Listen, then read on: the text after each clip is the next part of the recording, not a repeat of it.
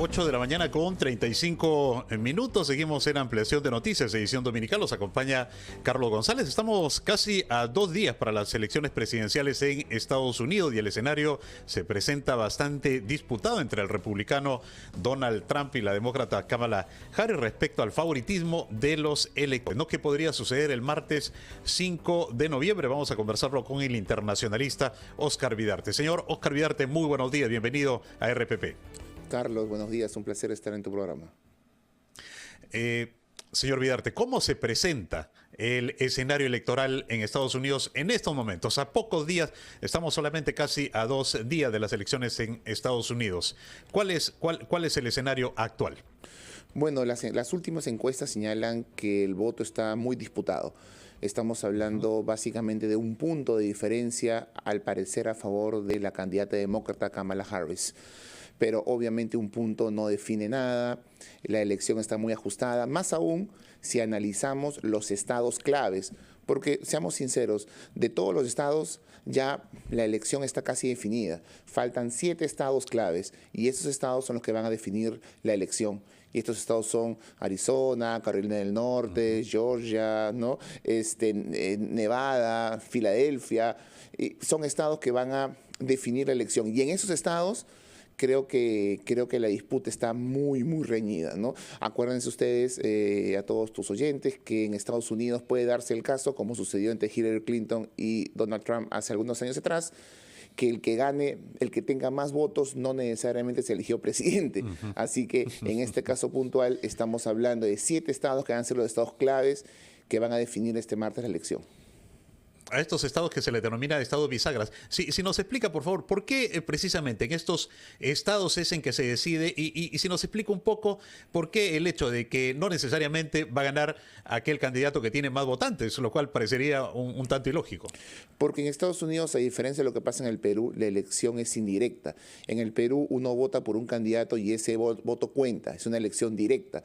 En Estados Unidos uno vota dentro de su estado. Y el que gana los votos en el estado se lleva todo el colegio electoral. En Estados Unidos lo que votan por el presidente es el colegio electoral. Uno vota en su estado. Si gana, por ejemplo, Kamala Harris en el estado de California, donde yo vivo, por ejemplo, pues Kamala Harris se lleva todos los candidatos, todo el colegio electoral. Tienen los 40 y pico votos del colegio electoral. Entonces es una elección indirecta. Hay algunos estados de excepción donde el voto se divide, pero por lo general la regla es todos se llevan todo el colegio electoral. Entonces eso puede suceder que un candidato gane más estados pequeños, incluso que puede tener más votos, pero que al final pues no salga elegido. Esas son las particularidades del sistema norteamericano. Por eso hablamos en este momento de 7 estados, porque en el resto de estados de Estados Unidos la cosa ya está definida, ya se sabe quién va a ganar. Las encuestas son claras a favor de uno u otro candidato. Y la cosa está muy pareja. Digamos, hasta el momento Kamala Harris tiene una pequeña ventaja. Pero en esos 7 estados la cosa está muy reñida. Y cada estado presenta sus propias particularidades. Por ejemplo, hay estados que tienen una población latina importante, como el caso de Arizona, Nevada, que pueden definir la elección. Hay estados en los cuales algunos temas son más importantes que otros. Por ejemplo, en Michigan, en Filadelfia, estos estados que habían sido parte del eje industrial americano, los temas económicos son mucho más relevantes. Y también hay estados donde hay, por ejemplo, población afroamericana que tiene también su propia agenda, como los estados de Carolina del Norte, por ejemplo, Georgia, donde la población afroamericana es muy importante y ahí también, pues, ese voto resulta, pues, tener mucho impacto. Señor Vidarte, se ha dicho que esta sería tal vez una de las elecciones más disputadas en la historia de Estados Unidos, pero ¿cómo se ha llegado a este punto? ¿Estamos hablando de un país que está dividido ideológicamente? A ver, los procesos electorales suelen generar divisiones y fracturas, eso es evidente, más aún en un sistema bipartidista como Estados Unidos que tiende a los equilibrios. Esto no es nuevo, digamos, no nos sorprendamos de que una elección con 2 candidatos generen pues divisiones y fracturas, esto es normal. Pero creo que esta elección particularmente ha sido muy ha sido muy confrontacional, ¿no? Por el lado de Donald Trump hemos visto pues insultos, él propone una competencia que se construye sobre la base del insulto, de los fake news, ¿no? Y eso divide y fractura de manera muy... Y además sobre la base de alguien que nadie sabe si va a respetar el resultado, ¿no? Es decir, todos nos preguntamos qué pasará si Trump pierde, respetará el resultado. La última vez no lo hizo y ya vimos las consecuencias con estas protestas que se dieron incluso dentro de la Cámara de Representantes. En otras palabras, yo creo que Trump polariza mucho, ¿no? Polariza mucho a la población. Ahora, también es cierto y hay que recordar que Trump ha sufrido por lo menos un intento de asesinato y eso debería decirnos mucho acerca claro. de lo difícil y ruda que es esta campaña. Y de acuerdo a la información que usted maneja y que ha seguido muy de cerca el tema, finalmente, ¿hacia quién se va a inclinar la balanza, considera usted, de una manera bastante personal, señor Vidarte? Difícil pregunta, ¿no? Difícil pregunta porque hace unos meses atrás creo que nadie confiaba en Kamala Harris. Kamala Harris no ha sido una presidenta muy visible, ¿no? Yo recuerdo a Biden como vicepresidente, ¿no? Como vicepresidente de Obama, y Biden fue muy activo, fue su representante, por ejemplo, en temas latinoamericanos, un papel muy importante y eso le permitió luego ser candidato. En cambio, Kamala Harris como vicepresidenta no ha tenido mucha exposición pública y es más bien ha sido una vicepresidenta algo opaca. Entonces, la verdad, en cambio, tienes al frente a un tipo como Donald Trump, que al margen de su narrativa ya conocida, es un personaje que maneja los medios, que tiene manejo de cámaras. Entonces, la verdad es que muy poca gente confiaba en que Kamala Harris podía ser una rival, ¿no? de Donald Trump.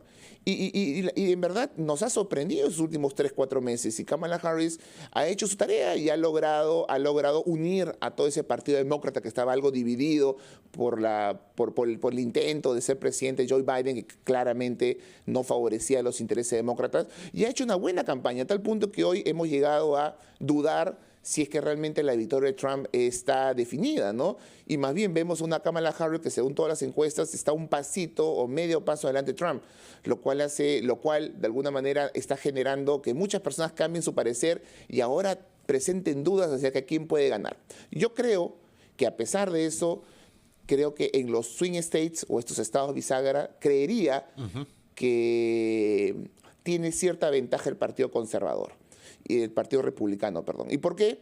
Porque son estados, en su mayoría, no todos, que en los últimos tiempos han tenido mucha influencia del Partido Republicano, como el caso de Nevada, como el caso de Arizona, como el caso de Carolina del Norte, los antiguos estados industriales como Michigan y Filadelfia, que habían sido históricamente demócratas, últimamente han votado por los republicanos. Entonces, yo creería que si esos estados van a definir la elección, Donald Trump tiene un poco más de posibilidades de ser elegido presidente, pero nuevamente estoy especulando simplemente. Y al Perú, ¿quién le conviene que gane? ¿Trump o Harris?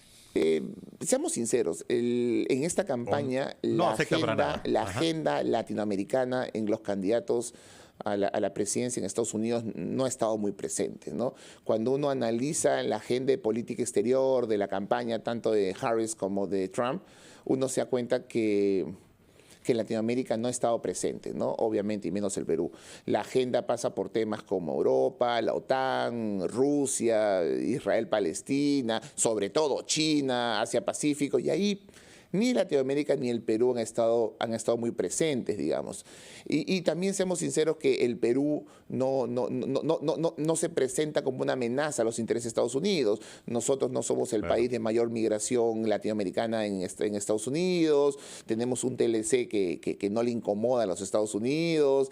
La verdad es que no somos un país referente o que genera amenaza, que es como Estados Unidos construye su política exterior a partir de las amenazas.